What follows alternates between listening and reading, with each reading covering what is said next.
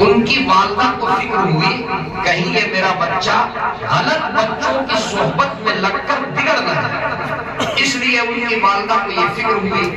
کسی نے مشورہ دیا آپ اپنے بچے کو جائیے جعفر آباد میں ایک مدرسہ بیت العلوم ہے، گاؤں میں ایک مدرسہ چلتا ہے فلاں گاؤں میں، آپ جائیے اپنے بچے کو اس مدرسے میں داخل کر دیجئے، آپ کا بچہ وہاں پر صحیح تعلیم بھی حاصل کر لے گا اور صحیح تربیت بھی ہو جائے گی۔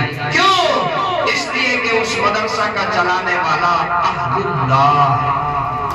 چنانچہ ان کی والدہ بچے کو لے کر گئی، مدرسے کے ذمہ دار سے درخواست کی، داخلہ منظور ہو گیا۔ جب واپس لوٹنے لگی تو ذمہ دار سے ایک گزارش کہا کہ آپ نے میرے بچے کا داخلہ لے لیا، میں آپ کا شکر گزار ہوں، آپ سے میری درخواست یہ ہے آپ میرے بچے کو چھٹی نہ دیجیے گا، اس لیے کہ اس بچے کے والد نہیں ہیں، اس کو میری یاد بہت آئے گی اور جب جب میری یاد آئے گی تو آپ کے پاس چھٹی مانگنے کے لیے آئے گی، آپ چھٹی نہیں دیجیے گا۔ استاد نے پوچھا کب تک؟ کہا اس وقت تک چھٹی نہ دیجیے گا جب تک کہ یہ میرا بچہ حافظ قرآن نہ بن جائے۔ کہا ٹھیک ہے۔ والدہ واپس چلی گئی اور بچہ مدرسے میں پڑھنے میں مصروف ہو گیا، پڑھتا رہا، وقت گزرتا رہا۔ ایک روز ایسا ہوا بچہ تکیے پہ سر رکھ کر لیتا تھا، کروٹ لیتا رہا، پوری رات نیند نہیں آئی، ماں کی یاد آنے لگی۔ صبح درخواست لکھ کر کے استاد کی خدمت میں پہنچا، حضرت چھٹی دے دی، ایک دن کی چھٹی، میں اپنی والدہ سے ملاقات کے لیے جانا چاہتا ہوں۔ اب استاد ایک طرف معصوم بچے کے چہرے کو دیکھ رہے ہیں اور ایک طرف ماں سے کیا ہوا وعدہ یاد آ رہا ہے۔ ماں سے وعدہ کیا کہ میرے بچے کو چھٹی نہیں دیجیے۔ استاد کے ذہن میں تدبیر آئی، سانپ بھی مر جائے اور لاٹھی بھی نہ ٹوٹے۔ کہا کہ بیٹا میں چھٹی تم کو ضرور دوں گا، شرط یہ ہے کہ شرط یہ ہے جو سبق میں تم کو دوں وہ سبق یاد کر کے تم سنا دو، اگر تم نے سبق یاد کر کے سنا دیا تو تمہاری چھٹی ہے، نہیں سنایا تو چھٹی نہیں۔ کہا ٹھیک ہے۔ استاد نے جان بوجھ کر کے 4 دن کا سبق ایک ہی دن دے دیا تاکہ سبق یاد نہ ہو اور چھٹی نہ ملے۔ بچہ اٹھا، درسگاہ میں گیا، رحل پہ کتاب رکھ کر کے جب پڑھا اور استاد نے جو نشان لگایا تھا اس کو جب بچے نے دیکھا تو بچہ مایوس ہو گیا، آنکھ سے آنسو ٹپکنے لگے، اداس ہو گیا۔ لیکن ماں کی ایک بات یاد آئی کہ ماں ہمیشہ ایک جملہ کہا کرتی ہے کہ بیٹا جب کوئی پریشانی ہو، کوئی مشکل ہو جس کا حل تمہارے پاس نہ ہو تو اللہ سے مانگو، اللہ سے مانگو۔ بچہ کتاب رحل پہ رکھتا ہے، اپنے معصوم ہاتھوں کو اٹھاتا ہے اور دعا کرتا ہے، اے مولا تو جانتا ہے استاد نے جو سبق دیا ہے اس کو یاد کرنا، اے اللہ ناممکن تو نہیں لیکن مشکل ضرور ہے، ایک دن میں یاد کرنا ناممکن نہیں لیکن اے مولا اگر تو چاہ لے تو کوئی مشکل، اگر تو چاہ لے تو کوئی مشکل۔ یہ کہہ کر سبق یاد کرنا شروع کیا، ازبر سبق یاد کہیں نہیں اٹکا۔ استاد کے پاس گیا، کہا قاری صاحب سبق سنیے۔ قاری صاحب نے کہا سبق یاد ہو گیا کہ ہاں سنو، سنانا شروع کیا، ازبر سنا دیا، اور دن کے مقابلے میں اور پختہ سنا۔ استاد اپنی انگلی دانت میں دبا کر رہ گئے، پہلے کہہ چکے تھے اگر سبق سنا دیا تو چھٹی، کہا جا بیٹا چھٹی، اپنی والدہ سے ملاقات کر کے آؤ۔ اب بچہ خوشی خوشی نکلا، گاؤں میں مدرسہ تھا، کھیت کھلیان کا راستہ تھا، بچہ خوشی خوشی دوڑتا ہوا جا رہا ہے۔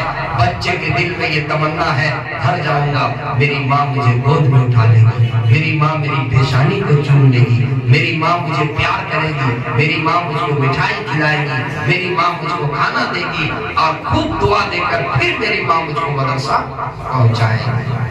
ان تمناؤں کے ساتھ بچہ گھر گیا، دروازہ بند تھا، دروازے پہ دستک دی، اندر سے آواز آئی، کون؟ کہا امی جان آپ کا لحد جگر بایزید، آپ کا بیٹا بایزید۔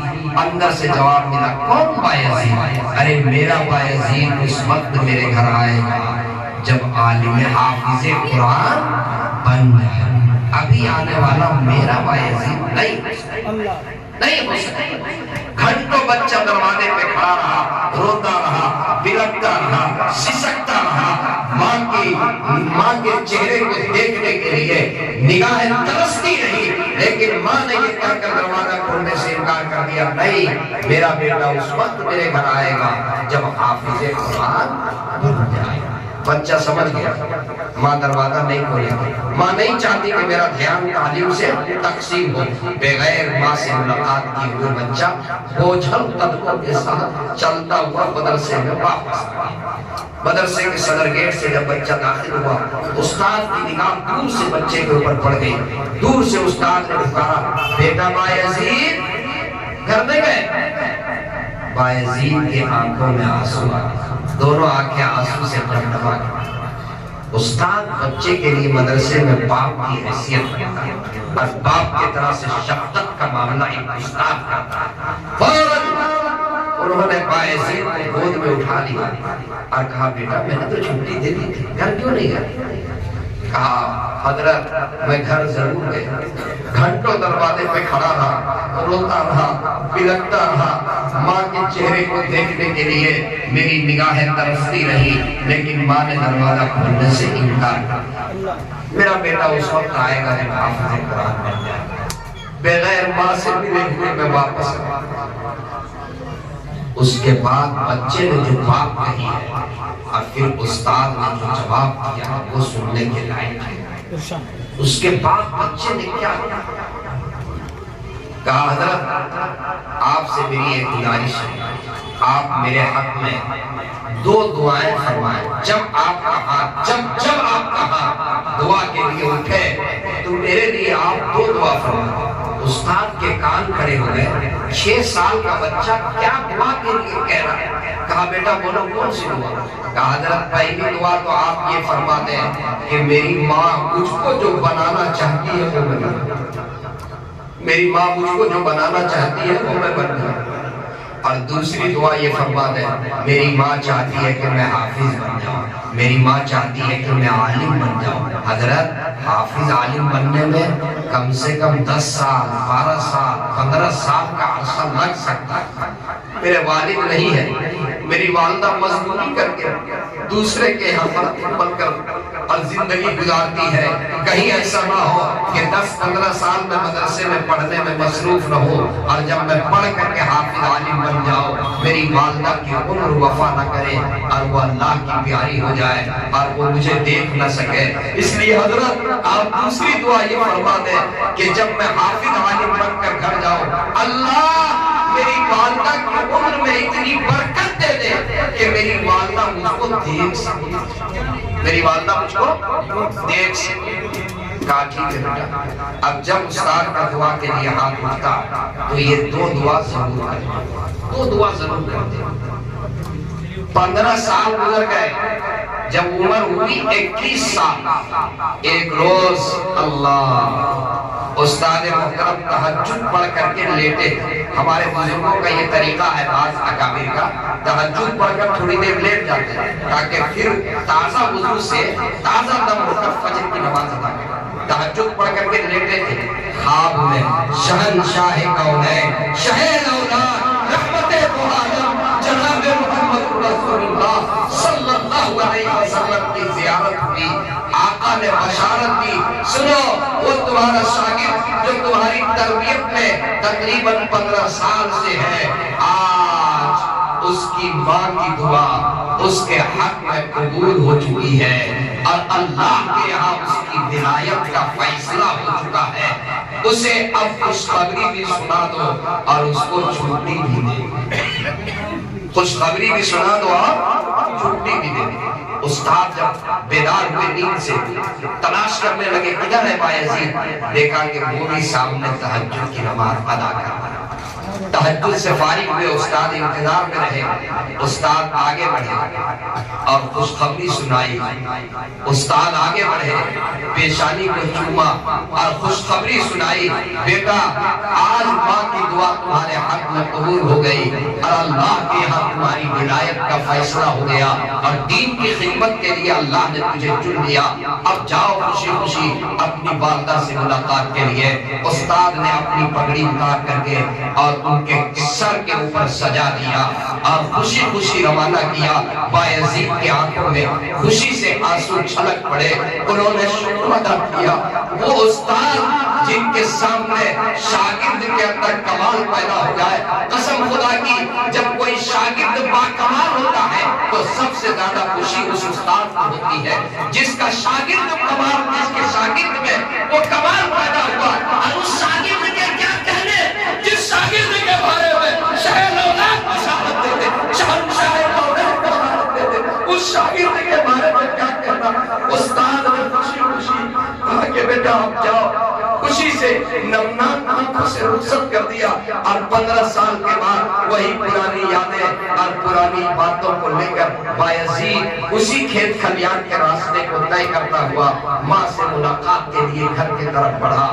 گھر پہنچے، دروازہ بند تھا، اندر باہر سے دستک دی، کنڈا ہلایا، اندر سے آواز آئی، کون؟ کہا امی جان آپ کا نور نظر، آپ کا لخت جگر، آپ کا بیٹا بایزید۔ اللہ، فوراً ماں دروازہ کھولی۔ ایسا محسوس ہوا، ایسا محسوس ہوا، ایسا محسوس ہوا کہ ماں استقبال پر پہلے سے دروازہ کھولتی ہے، سامنے دیکھتی ہے 21 سال کا نوجوان، سر کے اوپر عمامہ، چہرے کے اوپر داڑھی، پیشانی میں سجدے کا نشان۔ 21 سال کے خوبصورت نوجوان کو دیکھتی ہے، ماں آگے بڑھتی ہے، بیٹا قدم بوسی کے لیے آگے بڑھنا چاہتا ہے، ماں اپنے بیٹے کی پیشانی کو چوم لیتی ہے اور چوم کر کہتی ہے، اے میرے لخت جگر، اے میرے نور نظر، آج تیرے باپ کی وہ منت پوری ہوئی، تیرے باپ نے یہ منت مانی تھی کہ اگر بیٹا ہوگا تو میں اس کو حافظ قرآن بناؤں گا۔ اے میرے لخت جگر، باپ تو دنیا میں نہیں رہے لیکن آج کی روح کو سکون ملے گی، آج کی روح کو قرار ملے گا، آج میرے لخت جگر تیرے باپ کی منت پوری ہو گئی۔ اے میرے نور نظر، اے میرے لخت جگر، میں تیرے لیے گرم گرم کھانا پیش کروں، اس سے پہلے 2 منٹ بیٹھ جاؤ، میں اللہ کے سامنے سجدہ شکر بجا لاؤں۔ وضو کرتی ہے، اپنی جبی کو بارگاہ عزیز کے سامنے ٹیکتی ہے اور اللہ کا شکر ادا کرتی ہے۔ اے اللہ تیرا شکر ہے، اے اللہ تیرا شکر ہے کہ تو نے میرے بیٹے کو اس لائق بنایا جس لائق میں بنانا چاہتی تھی۔ اے اللہ تو نے میرے بیٹے کو اس لائق بنایا۔ اے میرے نوجوان دوستو، اگر میری ماں اور بہنیں تک آواز پہنچ رہی ہے، میں یہ پیغام دے کر کے رخصت ہو رہا ہوں، جب آپ کی تربیت ایسی تھی تو آپ کے کوکھ سے جنم لینے والا بیٹا بایزید تھا، جب آپ کی تربیت ایسی تھی تو آپ کے کوکھ سے جنم لینے والا بیٹا خواجہ اجمیری، نظام الدین اولیاء، بابا فرید الدین کنشگر، قطب الدین بختیار کاکی، شیخ الہند، شیخ الاسلام، شیخ الحدیث۔ آج ہماری ماؤں کی وہ تربیت نہیں رہی تو آج اس کوکھ سے جنم لینے والی اولاد میں وہ خصوصیت نہیں رہی۔ اس وقت ہماری ماں قرآن کی تلاوت کرتی تھی، بچوں کو لوریاں دیتی تھی، قرآن پڑھتی تھی، بچوں کو دودھ پلاتی تھی، وضو کرتی تھی، بچوں کو دودھ پلاتی تھی۔ آج ماؤں کے ہاتھ میں اینڈرائڈ فون ہے، آج ماؤں کے ہاتھ میں سامنے ٹی وی ہے، آج ماؤں کے سامنے لیپ ٹاپ ہے، کمپیوٹر ہے اور پھر اس میں ساری دنیا کے گندے مناظر ہے۔ اے میری ماں اور بہنوں، آپ اپنے جذبات کو نیک کیجئے، اپنے تمناؤں کو درست کیجئے، اپنی خواہشات کو درست کیجئے، اپنی آرزوؤں کو درست کیجئے اور نمازوں کی پابندی کیجئے، آپ اپنے بچوں کی صحیح تربیت کیجئے۔ اللہ تبارک و تعالی انشاءاللہ آپ کی تربیت صحیح تربیت کے نتیجے میں انشاءاللہ آپ کے کوکھ سے پیدا ہونے والے بچے کو اللہ ولی کامل بنائے گا۔ میں شکر گزار